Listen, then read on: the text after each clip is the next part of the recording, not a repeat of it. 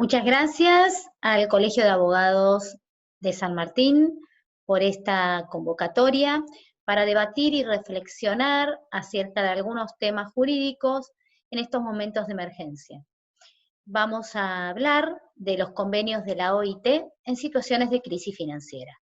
Estos convenios, que puntualmente es el convenio 173 y la recomendación 180, que son utilizados habitualmente en el ámbito del concurso o de la quiebra de los empleadores, porque son justamente convenios de protección a los trabajadores ante la insolvencia del empleador.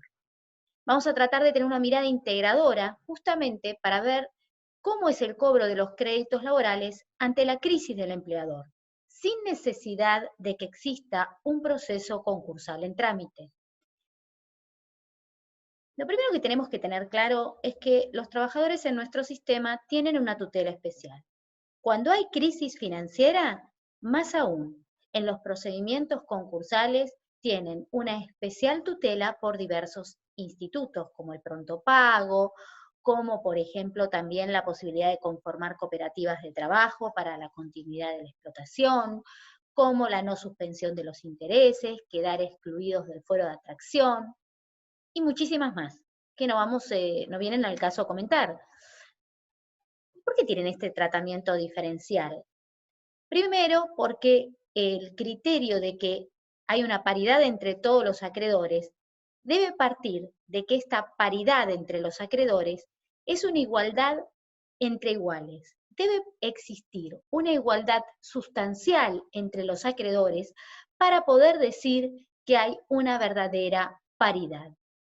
Esto significa que no podemos comparar a un acreedor laboral con, por ejemplo, un acreedor financiero.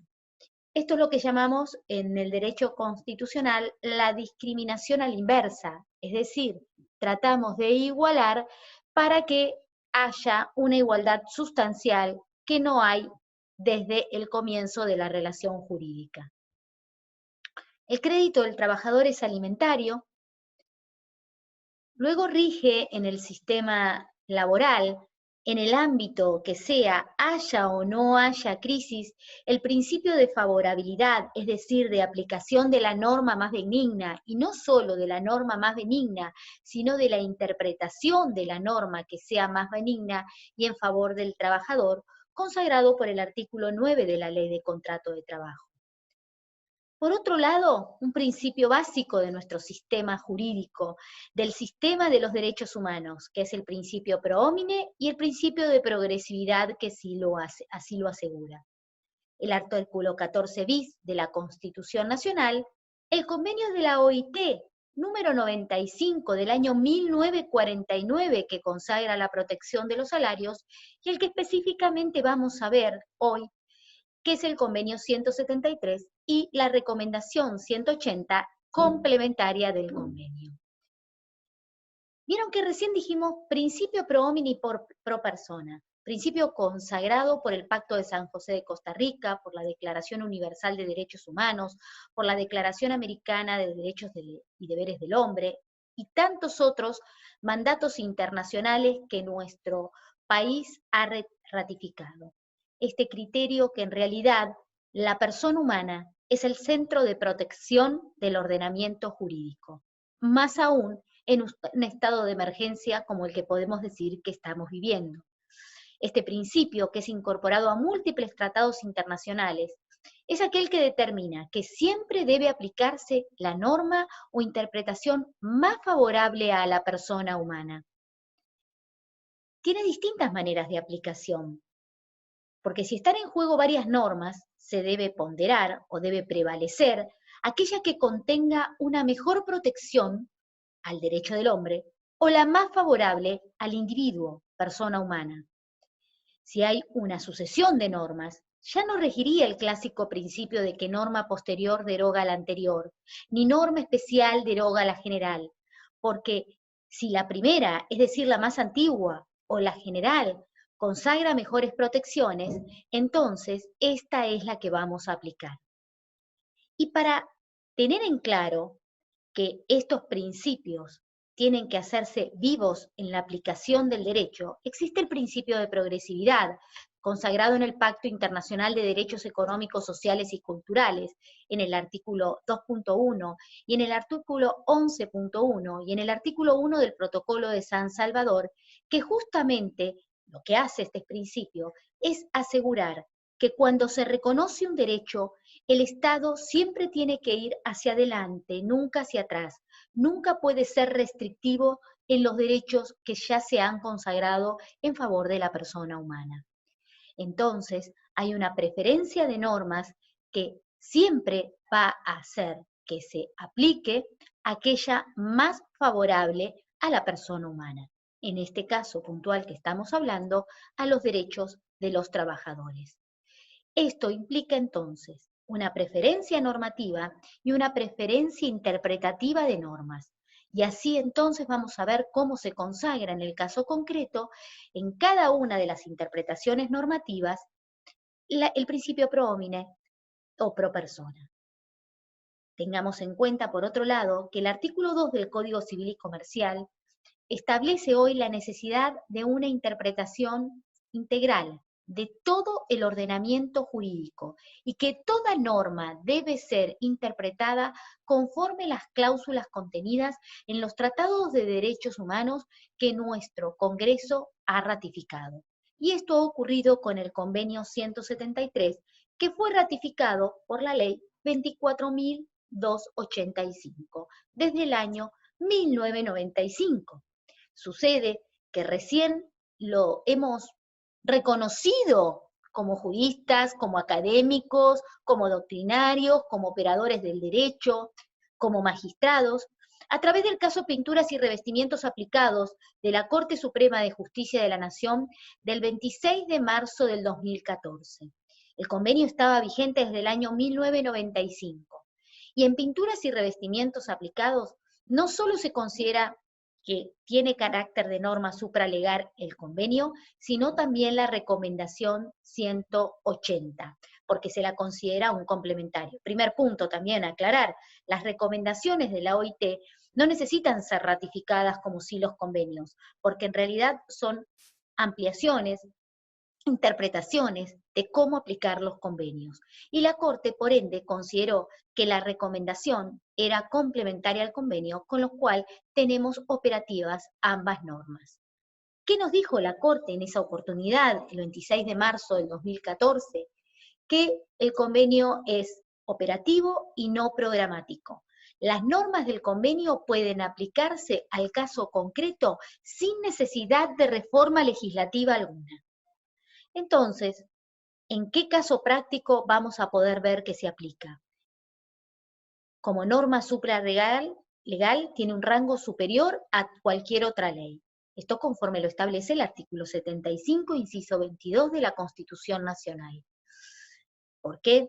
Porque los tratados y concordatos tienen jerarquía superior a las leyes. Esto también lo ha dicho la Corte Suprema de Justicia en infinidad de casos, pero vale tener en cuenta el caso Milone. El convenio 173 y la recomendación 180 hacen una definición de insolvencia muy diferente a la que tenemos en nuestra legislación concursal. Nosotros, en nuestra legislación concursal, para que haya insolvencia, para que haya concurso preventivo y proceso concursal, requerimos de la existencia del presupuesto objetivo del estado de cesación de pagos. Pero fíjense que el convenio, como una norma internacional, no utiliza la misma manera de definir la insolvencia que la tenemos nosotros en nuestra legislación. Porque se define la insolvencia primero a través de una definición procesal, porque son situaciones en las que de conformidad con la legislación vigente, se abren procedimientos relativos a los activos del empleador con el objeto de pagar colectivamente a los acreedores.